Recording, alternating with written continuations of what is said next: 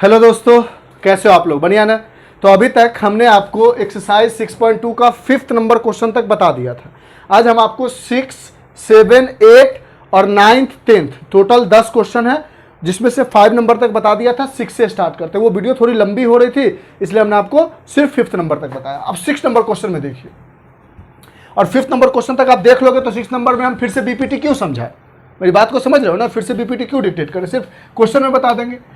तो इस क्वेश्चन में कहता है इन फिगर ये जो फिगर हमारे पास है, A B and C are the points on OP, O Q and O R.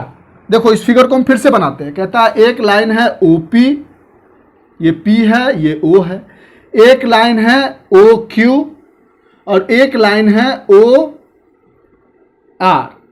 देखो ओ आर एक पॉइंट है पी पर, ओपी पे कहीं एक पॉइंट है ए, ओ क्यू पे कहीं एक पॉइंट है बी एंड ओ आर पे कहीं एक पॉइंट है सी। पहले फिगर दिया गया था तो हमने फिगर बना लिया। अब हम अपनी तरफ से कोशिश कर रहे हैं, अगर हमसे फिगर बन गया तो हमारे लिए भी ठीक है। कहता है कि A B and C are the points on the side OP, O Q and O R. OP, O Q and O R. वैसे इस क्वेश्चन में आपको फिगर रहना चाहिए। अब बोलोगे sir OP, O Q, O R ऐसा भी तो बना सकते थे हम ना, तो आपने तो फिगर से कॉपी किया। हाँ, तो ये बात तो है पक्की वाली कि थोड़ा सा फिगर होना चाहिए, बाद बाकी आपको हम कोरिलेट कर देंगे कि ये वाली क्यों नहीं होगी और ये क्यों होगी। लेकिन इतना दिमाग क्यों लगाना? ऐसा क्वेश्चन जब भी आएगा तो आपको फिगर गिवन होगा। तो कहता है ओपी एक लाइन है जिसपे ए पॉइंट है, ओ क्यू एक लाइन है जिसपे बी पॉइंट है, ओ आर एक लाइन है जिसपे सी पॉइंट है। अब कहता है सच डैट ए बी यानी ए और बी को ज्वाइन करना होगा, is parallel to P Q यानी पी और क्यू को ज्वाइन करना होगा। अब समझ में आ रहा है कि ऐसा ही फिगर क्यों बनेगा, अगर वैसा लेते तो पैरेलल नहीं आता। दूसरी चीज कहता है ए सी यानी ए सी को ज्वाइन करना होगा, is parallel to P R यानी पी आर को ज्वाइन करना होगा। यानी हमारे पास सबसे पहले गिवन है कि ओ ए बी जो पैरेलल है पी क्यू के। क्वेश्चन का मतलब हमें लगता है समझ में आ गया। जैसे ही पैरेलल है, अब आ जाओ किस ट्रायंगल में आ जाओगे आप। ये हमारे पास गिवन है, एक एक पार्ट को लेके चलते हैं। ये गिवन है तो हम किस ट्रायंगल में देख रहे हैं भाई? तो हमारे पास ट्रायंगल है पी ओ बी। यही ट्रायंगल है, देखो गौर से, यही ट्रायंगल है ना पी ओ क्यू। देखो अच्छे से, बी बोल दिया था शायद हमने, पी ओ क्यू ये वाली ट्रायंगल है। इसी में ये इसके पैरेलल है ना, यही है ना। तो यहां पर हमारे पास ट्रायंगल क्या हो जाएगी? In triangle P O Q. P O Q triangle में देखेंगे तो हमने बोला कि हमारे पास गिवन है A B parallel to P Q, यानी बाय बी पी टी क्या बोल सकते हैं हम? तो हमारे पास ट्रायंगल कुछ ऐसा है, पी ओ क्यू और यहां पर एक लाइन है ए बी। हमने बोला था आपको रेशियो जब भी लिखना हो तो कॉमन पॉइंट को पकड़ के चलते हैं। कॉमन पॉइंट क्या है? ये है, तो यहां से हम लिख सकते हैं। देखो ना, ये कॉमन पॉइंट है इसमें। फिगर अच्छे से समझ में आ रही है, दिख रहा है? ज्यादा गौच पौच तो नहीं कर दिया हमने? गौच पौच मतलब ज्यादा ओवर राइटिंग तो नहीं कर दी इसमें हमने। ये वाली ट्रायंगल है हमारे पास। अब ये पॉइंट को लेके चलेंगे तो क्या होगा? O B upon B Q, O B upon B Q is equal to O A upon A P, O A upon A P. चलिए यहां तक तो हमें बात समझ में आई सर, ठीक है। ये वाली ट्रायंगल इरेज कर दे। अच्छा, फिर दूसरे पार्ट में हमारे पास क्या गिवन है, अच्छे से देखिएगा। A C is parallel to P R. हमारा इस एक्सरसाइज में सिर्फ यही एक मोटो होना चाहिए कि जो पैरेलल है हम ट्रायंगल कौन सा कंसीडर करें। तो जैसे वेरी गुड, जैसे ही ट्रायंगल ए सी और पी आर पैरेलल है तो आप क्या बोलोगे? ये वाली ट्रायंगल लेते हैं सर। इसी ट्रायंगल में ये दोनों लाइन आ जा रही है, A C parallel to P R. तो यहां से हम बोल सकते हैं कि ओ एक कॉमन पॉइंट है, तो O C upon O R is O A upon A P, यानी in triangle P O R O C upon C R, O C upon C R is O A upon A P. कोई दिक्कत है यहां तक? पक्की वाली बात बोलो। ये वाली ट्रायंगल बना के दिखा, ऐसा ट्रायंगल था कुछ,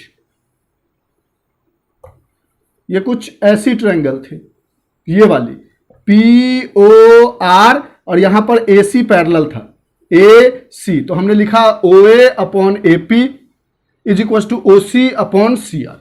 अब इससे हमें दो चीजें तो मिल गई। पहली चीजें हमें क्या मिली कि एक रेशियो ये मिली और एक रेशियो ये मिल गई। अब इन रेशियो को पहला इक्वेशन और दूसरा इक्वेशन मानते हैं। गौर से देखें तो हमारे पास OA अपॉन AP और OA अपॉन AP दोनों तरफ है, यानी ये दोनों तरफ है और इस जगह पे ये इसके इक्वल है और इस जगह पे ये इसके इक्वल है। तो जब हम फर्स्ट और सेकेंड को कंपेयर करेंगे तो हमें यहां से क्या मिल जाएगा, OC upon CR, OC upon CR is equal to OB upon BQ।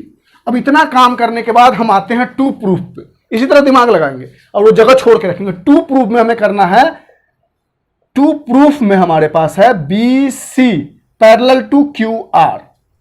तो देखो अब BC पैरेलल टू QR मतलब कौन सी ट्रायंगल ले, वो गौर देखो, इस फिगर पे आ जाओ। BC यानी आपको QR को ज्वाइन करना पड़ा होगा, ये ज्वाइन है। BC पैरेलल टू QR, जल्दी से बोलो, जल्दी से देखो, अच्छे से दिख रहा है। BC पैरेलल टू QR यानी OQR ट्रायंगल लोगे, यानी आपको ट्रायंगल क्या लेना होगा,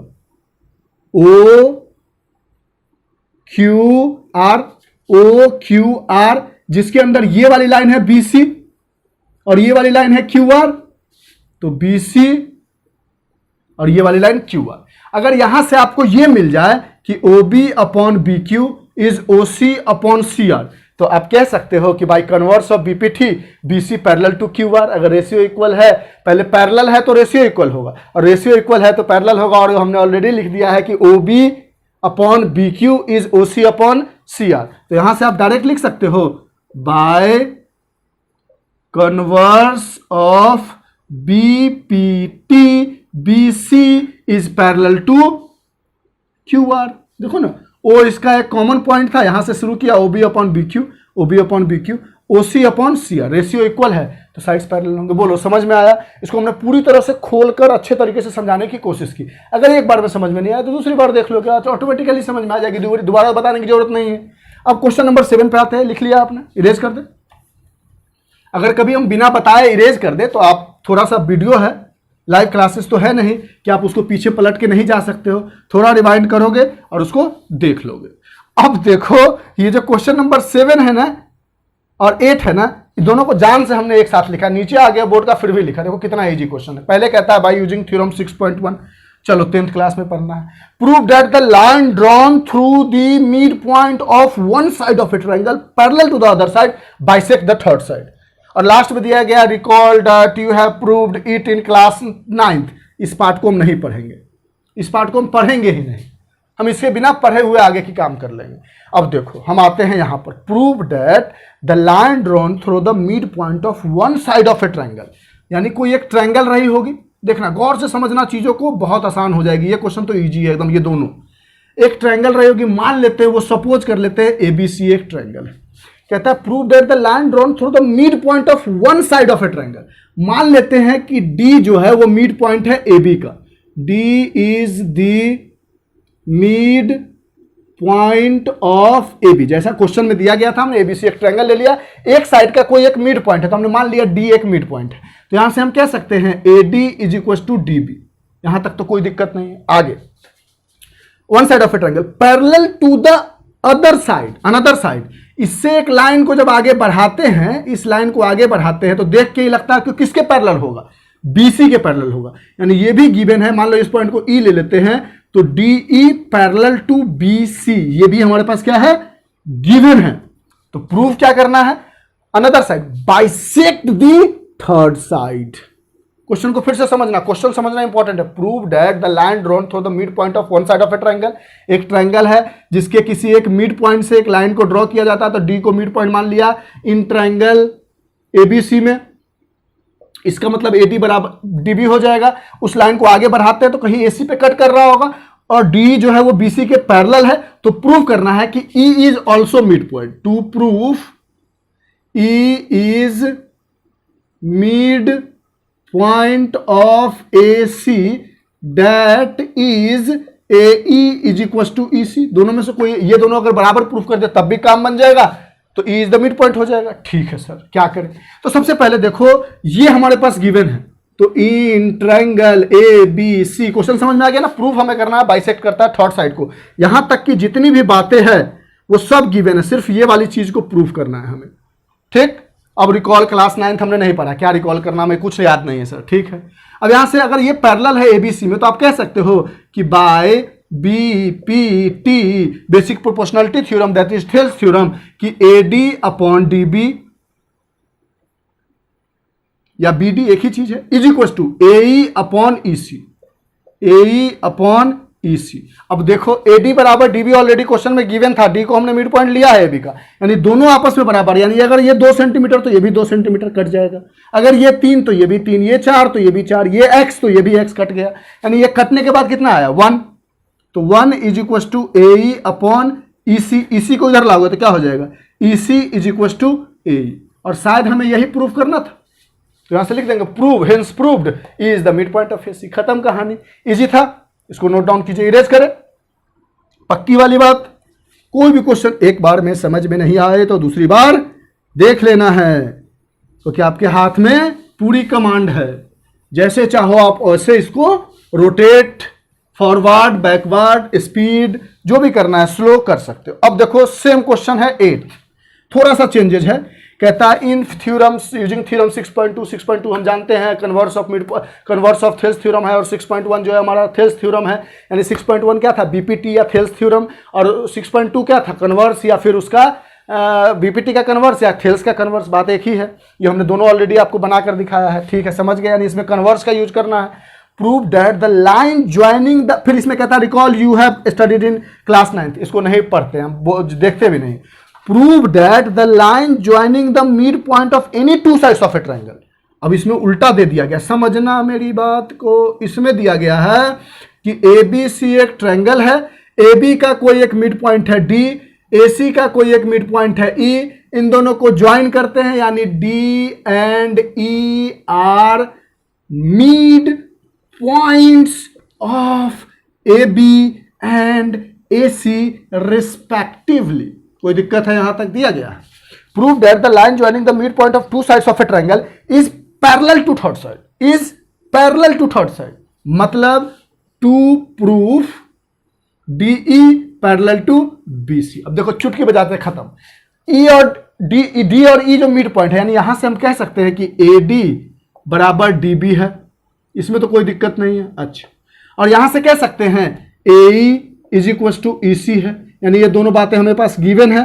ट्रायंगल हमने अपने मन से बनाया, पॉइंट हमने अपने मन से लिया। कोई बच्चा कहेगा सर ऐसे लेंगे पॉइंट तो क्या कोई दिक्कत है? कोई थोड़ी कहता है कि ए बी सी पर ही लेना, लो ना भाई, ऐसे भी लो, कोई दिक्कत नहीं। डी और ई, तो इसमें आप प्रूफ करना बदल जाएगा, यहाँ पे D parallel to B C proof करना है, यहाँ पे D parallel to A C proof करना है। बाद बाकी प्रोसेस सेम होगा, आप कहीं पे भी पॉइंट ले सकते हो, ये आपके मन के ऊपर है। ठीक है, हमने यहाँ लिया है, सिंपल, देखने में अच्छा लगे डायग्राम। अब यहां से देखो ये पैरेलल प्रूफ करना है, कोई दिक्कत नहीं। हम यहां से देखो लिख सकते हैं, हमारे पास दिया गया है A D is equal to D B. अगर डी बी को इधर लाएंगे तो क्या आएगा?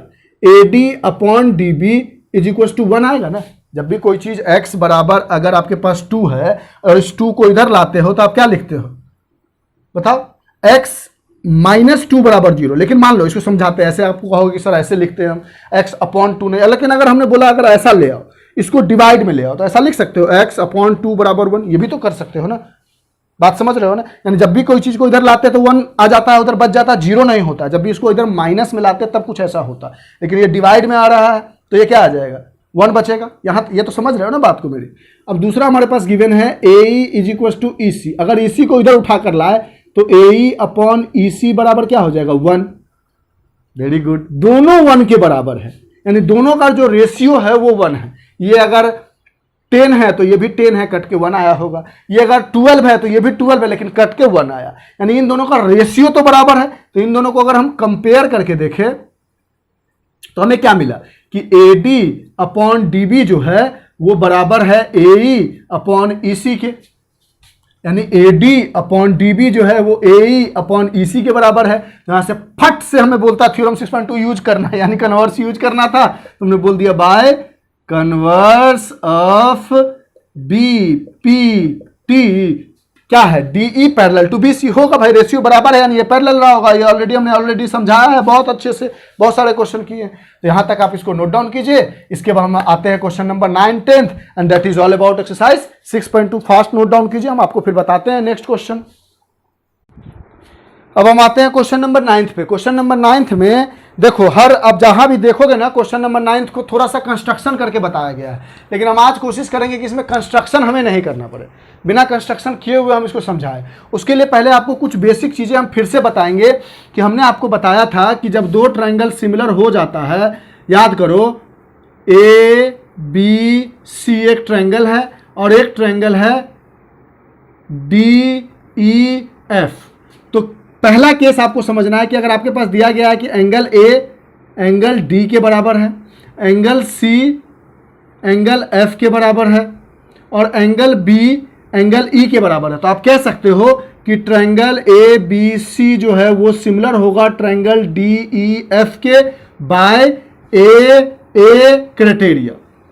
यानी हमें सिमिलरिटी में ए रूल नहीं आता था, लेकिन ट्रायंगल को सिमिलर करने में जब कॉन्ग्रुएंट कर रहे थे तो ए रूल नहीं आता था, लेकिन जब सिमिलर करेंगे तो ए रूल आएगा। अच्छा ठीक है सर, तो इससे फायदा क्या होगा हमें? जब दो ट्रायंगल सिमिलर होगा तो सिमिलर होने का रूल क्या बताया हमने? पहला कि तीनों एंगल बराबर हो जाए, दो भी होगा तो चल जाएगा। हम इसके बारे में डिटेल एक्सप्लेनेशन करेंगे जब 6.3 एक्सरसाइज बता रहे होंगे, अभी सिर्फ काम लायक समझाते हैं। जब दो ट्रायंगल सिमिलर होगा यानी तीनों एंगल आपस में इक्वल होंगे या दो भी एंगल इक्वल हो जाएगा तो दो ट्रायंगल सिमिलर हो जाएगा। सिमिलर हो जाएगा तो यहां से आप लिख सकते हो A B upon D E is equal to B C upon E F is equal to D F, sorry A C upon D F. जब सिमिलर हो जाएगा तो रेशियो और प्रोपोर्शनल एंड एंगल सारे इक्वल बताया हमने 6.1 के एक्सरसाइज में भी, और उससे पहले जो उसमें थ्योरी बता रहे थे 6.1 में। अच्छा, दूसरा तरीका है सिमिलर होने का कि अगर आपके पास ये एक तरीका तो ये हो गया कि तीनों एंगल इक्वल हो गया तो सिमिलर हो गए। दूसरा तरीका आपके पास कि ये दिया जाए A B upon D E is equal to B C upon E F, ये गिवन हो, यानी this upon this is equal to this upon this, यानी इसका अपॉन इसका रेशियो अगर मान लो 1 आ रहा है तो इसका और इसका रेशियो भी सेम आना चाहिए। तो इसके बीच का एंगल अगर इक्वल दिया गया है, समझ रहे हो ना, angle B is equal to angle E, अगर ये भी गिवन है तो आप कह सकते हो ट्रायंगल ए बी सी फिर सिमिलर है ट्रायंगल डी ई एफ के, और ये बातें आप फिर से इसमें भी लिख सकते हो बाय सिमिलरिटी क्राइटेरिया, यानी सिमिलर होने का। और ये किससे सिमिलर है? एस ए एस से। देखो ना, एस ए एस कॉन्ग्रुएंट में क्या करते थे, ये इसके इक्वल ये इसके इक्वल और बीच का एंगल इक्वल, तो कॉन्ग्रुएंट होता था क्लास 9। लेकिन अब इसमें 10th में क्या है, इसका अपॉन इसका, यानी इन दोनों का रेशियो अपॉन इन दोनों का रेशियो इक्वल हो और साथ ही साथ इसके बीच में लाई करने वाली एंगल इक्वल हो, तो हम बोल देंगे ट्रायंगल सिमिलर है। तो एक एस ए एस का तरीका है और एक हमारे पास ए का तरीका है, और इन दोनों की मदद से हम ये रेशियो लिख सकते हैं क्योंकि सिमिलर हो जाता है तो साइड्स आर प्रोपोर्शनल होता है। चलिए, इस मेथड से हम आपको इस दोनों क्वेश्चन को सॉल्व करके दिखाते हैं। ये समझ में आ गई बात, पक्की वाली बात। इसको लिखना है तो आप लिख सकते हो। इसको हमने पूरा डिक्टेट करके इसलिए नहीं बताया, लिखा इसलिए नहीं, ओरली समझा दिया, ताकि क्योंकि इसके बारे में हम डिटेल एक्सप्लेनेशन 6.3 बनाने से पहले करना ही होगा हमें, क्योंकि 6.3 पूरी की पूरी इसी बात पर डिपेंड करती है। तो फिर से एक्सप्लेन करना है तो यहाँ पे छोटी सी बात बता दी हमने, क्योंकि ताकि इस क्वेश्चन को बनाने के लिए कंस्ट्रक्शन नहीं करना पड़े। बहुत सारे बच्चे कंस्ट्रक्शन कर लेते हैं और कंस्ट्रक्शन में प्रॉब्लम हमारे साथ ये आ जाता है कि हमें कैसे पता होगा कि कहाँ कंस्ट्रक्शन करना है। तो जितना कम कंस्ट्रक्शन की बातें हो ऊपर से हमारे अपने मन से करना, उतना अच्छा आसान होगा हमारे लिए क्वेश्चन को सॉल्व करना। तो आते हैं, कहता है ABCD एक ट्रेपीजियम है। ट्रेपीजियम का शेप सब जानते हो आप लोग, किसी से छुपा नहीं है, ठीक। ट्रेपीजियम नहीं, पैपीजियम बन गया, ठीक। तो ये मान लो ABCD एक ट्रेपीजियम है, ABCD। कहता है ABCD जो trapezium AB parallel to DC बनाया हमने, AB parallel to CD given है हमारे पास, ठीक है। अच्छा, and its diagonal intersect each other at O। Diagonal कहां पे इंटरसेक्ट कर रहा है? O पे इंटरसेक्ट कर रहा है। कोई दिक्कत है? अच्छा, प्रूफ करना है हमें, to proof AO upon OB AO upon BO is equal to CO upon DO। देखो एकदम आसान तरीके से हमारे पास एक ट्रायंगल लेते हैं हम सबसे पहले AOB, in triangle AOB and triangle COD। अगर आप चाहो तो ये दोनों ट्रायंगल भी ले सकते हो, बात बन जाएगी, कहीं से भी बात बन जाएगी, जो भी आप लो, ठीक। लेकिन ये दोनों ट्रायंगल इसलिए लिया क्योंकि AB पैरेलल टू CD है। इसकी मदद से हम कह सकते हैं कि ये एंगल इस एंगल के बराबर है। इसको अगर 1 मानो और इसको 2 मानो तो angle 1 is equal to angle 2, क्यों? क्योंकि ये भी पैरेलल है तो अल्टरनेट, इसलिए हमने ये दोनों ट्रायंगल ले लिया था कि अल्टरनेट कहने में थोड़ा दिक्कत हो सकता था। उसी तरह ये वाली एंगल 3 और ये वाली एंगल 4 आपस में इक्वल है, angle 3 is equal to angle 4 alternate, और साथ ही साथ ये वाली एंगल 5 और ये वाली एंगल 6 आपस में इक्वल है, angle 5 is equal to angle 6, क्यों? Vertically opposite angle. अगर आपको मन है तो इसका नाम लिख लो, O D C is equal to O B A, नाम लिख सकते हो, नाम लिखने आता है, 2 का 4 का 3 का 5 का 6 का 1 का। अब ये दोनों ट्रायंगल क्या हो गया? सिमिलर हो गया। Triangle A O B similar to triangle C O D by A criteria. अब ये सिमिलर जैसे ही हो गया तो हम यहां से चाहे तो लिख सकते हैं इस ट्रायंगल का ओ ए अपॉन इस ट्रायंगल का ओ सी इज इक्वल टू इस ट्रायंगल का ओ बी अपॉन इस ट्रायंगल का ओ डी। लिख सकते हैं ना भाई, जब ट्रायंगल सिमिलर हो जाता है, और इज इक्वल टू में चाहो तो A B upon C D भी लिख सकते हैं, लेकिन उसकी जरूरत है नहीं हमें, यानी जैसे ही ट्रायंगल सिमिलर हुआ ये बात हम लिख सकते हैं। लेकिन हमें चाहिए क्या? ए ओ अपॉन ये इधर चाहिए और ये इधर चाहिए, तो रेसिप्रोकल कर लो, इसको इधर कर दो, सॉरी रेसिप्रोकल नहीं, क्रॉस मल्टीप्लीकेशन, इसको इधर कर दो और इसको इधर कर लो, क्या मिल जाएगा? O A upon O B is equal to O C upon O D. O C इधर चला गया, ओ बी इधर आ गया, देखो कहानी हो गई, और यहां पे हमारे पास प्रूव्ड हो गया। बात समझ रहे हो ना? ट्रायंगल को प्रूव करो, जो रेशियो लिखना है उस रेशियो में लिखा, और जो उलटफेर करना था उलटफेर हमने कर लिया। बोलो बात समझ में आई? पक्की वाली बात, यानी इसमें कोई कंस्ट्रक्शन करने की जरूरत नहीं पड़ी हमें, और हमने आपको अच्छे तरीके से समझा दिया, ठीक ना? चलिए, वेरी गुड, थैंक यू। अब कहता है diagonal of a quadrilateral ABCD intersect at point O. अब यहां पे ट्रेपीजियम नहीं दिया गया है, क्या दिया गया है? क्वाड्रिलेटरल दिया गया है। इसको इरेज करें, पक्की वाली बात। जो क्वेश्चन में अगर आपको थोड़ा सा भी डाउट लगेगा कि नहीं सर समझ में नहीं आया, उसको आप क्या करोगे? फिर से देख लोगे, इसको रहने देते हैं, इसी का यूज कर लेंगे। कहता है डायगोनल ऑफ ए क्वाड्रिलेटरल, कोई क्वाड्रिलेटरल, लेकिन प्रूव करना है कि वो ट्रेपीजियम है। तो पहले हम ट्रेपीजियम जैसा बना लेते हैं, लेकिन उसको ट्रेपीजियम की प्रॉपर्टी को यूज नहीं करेंगे। ये ए है, ये बी है, ये वाली पार्ट आपको अच्छे से दिख रही है या नहीं दिख रही है? हाँ दिख रही है। ये ए है, ये बी है, सारी पार्ट दिख रही थी, हाँ ठीक। ये हमारे पास ए है, बी है, मान लेते हैं ये सी है, ये हमारे पास डी है। कहता है diagonal of a trapezium intersect each other at point O. ये आपस में इंटरसेक्ट करते हैं ओ पे। हमारे पास गिवन है O A upon O B is equal to O C upon O D. O D लिखो या डी ओ लिखो, एक ही चीज है, ये गिवन है। इसको इधर और इसको इधर कर सकते हैं, ऐसा पा सकते हैं हम। ये तो हमने रिवर्स करके लाया ना, क्रॉस मल्टीप्लाई करके। ऐसा करने के लिए क्या करना होगा? ओसी को इधर करना होगा, ओबी को इधर।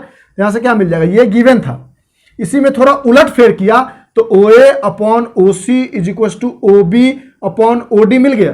कोई दिक्कत है? पक्की वाली बात। चलिए यहां तक मिल गया। और देखो तो this upon this is equal to this upon this, तो इसके बीच वाली एंगल क्या है? यही है। तो आप कह सकते हो, मान लो ये 1 है और ये 2 है, तो angle 1 is equal to angle 2 vertically opposite angle. कोई दिक्कत? यानी अब यहां से आप इन दोनों बात से, सिर्फ इन दोनों की बात की मदद से आप कह सकते हो कि ट्रायंगल ए ओ बी जो है वो सिमिलर हो गया ट्रायंगल सी ओ डी के। और जैसे ही सिमिलर हुआ तो हम एक बात और कह सकते हैं कि एंगल 3 बराबर एंगल 4,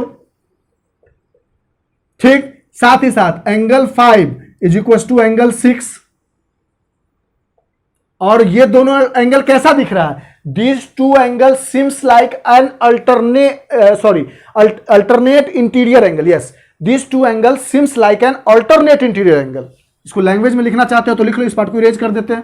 यहां पे लिख दोगे these two angles looks like an alternate interior angle as well as they are equal। एक तो अल्टरनेट इंटीरियर एंगल जैसा दिख रहा है और साथ ही साथ हमने सिमिलर करके इक्वल भी प्रूव कर दिया। यानी ये तभी होगा, it is only possible, it is only possible, हाँ समझ गए आप लोग, very good, when A B parallel to C D. ये तभी पॉसिबल होगा जब ए बी और सी डी आपस में पैरेलल होंगे, और ये दोनों पैरेलल होंगे तो हम कह सकते हैं ए बी सी डी एक ट्रेपीजियम है। बोलो, तो ये आज की स्टोरी होती है कंप्लीट। और हमें लगता है कि हमने आपको अच्छे तरीके से समझाया, लेकिन मेरे लगने से क्या होता है वो तो आप अपने रिस्पॉन्स में बताओगे कि आपको कैसा लगा। तो चलिए इसके बाद हम आपको बताएंगे एक्सरसाइज 6.3 ट्रायंगल का। हम सारा एग्जांपल भी सॉल्व कर रहे हैं और सारे क्वेश्चन भी सॉल्व कर रहे हैं, क्योंकि ये बच्चों के लिए थोड़ा सा टफेस्ट पार्ट आता है, तो जो भी टफेस्ट पार्ट, जैसे ट्रिग्नोमेट्री बच्चों को टफ लगता है तो उसके भी एग्जांपल बताएंगे। बाद बाकी जो एक्सरसाइज हमने किया है, अगर उसमें किसी बच्चों को एग्जांपल की जरूरत नहीं पड़नी चाहिए, क्योंकि हमने जिसमें एग्जांपल की जरूरत थी उसके एग्जांपल को हमने बनाकर समझाया है। तो चलिए बाद बाकी हम क्वेश्चन करते हैं, और साथ ही साथ हम सोच रहे हैं इसके साथ साथ कोऑर्डिनेट का जो 7.4 बचा है उसको भी बनाए, और साथ साथ ट्रिग्नोमेट्री को भी स्टार्ट करें। बाद बाकी आप इसको करो, जैसे मेरी पॉसिबिलिटीज होगी वैसे हम आपको बताते चलेंगे और आप बनाते चलोगे। बट आई एश्योर्ड यू कि आपके बोर्ड से पहले एनसीईआरटी तो कंप्लीट होंगे। तो देखते रहिए, मुस्कुराते रहिए और अच्छे अच्छे मार्क्स लाते रहिए। Bye, have a nice day, enjoy.